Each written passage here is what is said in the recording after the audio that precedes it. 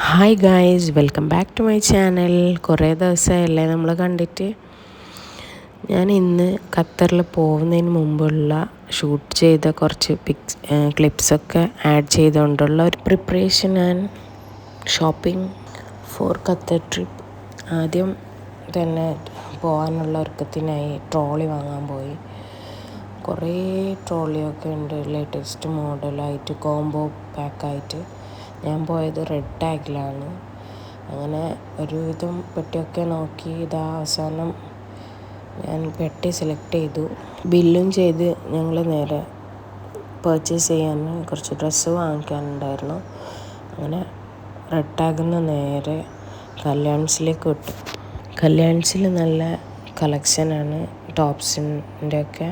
അങ്ങനെ ഞാൻ കല്യാൺസിൽ കുറച്ച് ടോപ്സൊക്കെ പർച്ചേസ് ചെയ്തു. കുറേ വീഡിയോ ഒന്നും ഷൂട്ട് ചെയ്യാൻ പറ്റിയില്ല, കുഞ്ഞുണ്ടായത് കൊണ്ട്. എന്നിട്ട് പർച്ചേസിംഗ് ഒക്കെ കഴിഞ്ഞ് ഞങ്ങൾ നേരെ സാഗറിലേക്ക് വിട്ടു ഫുഡ് കഴിക്കാനും വേണ്ടി.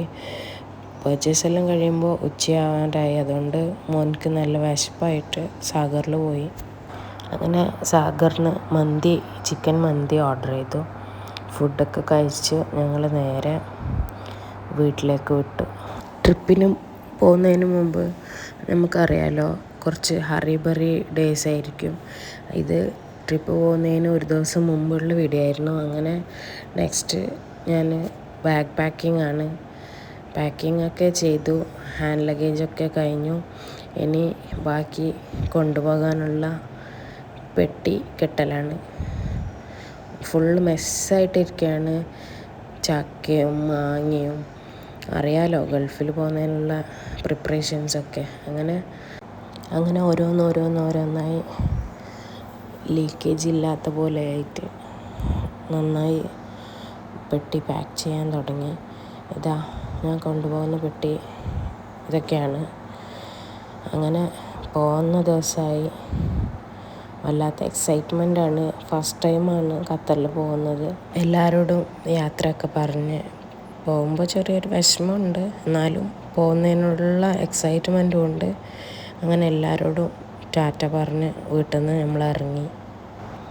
സെയിമും ജാനും നല്ല എക്സൈറ്റ്മെൻറ്റിലാണ്.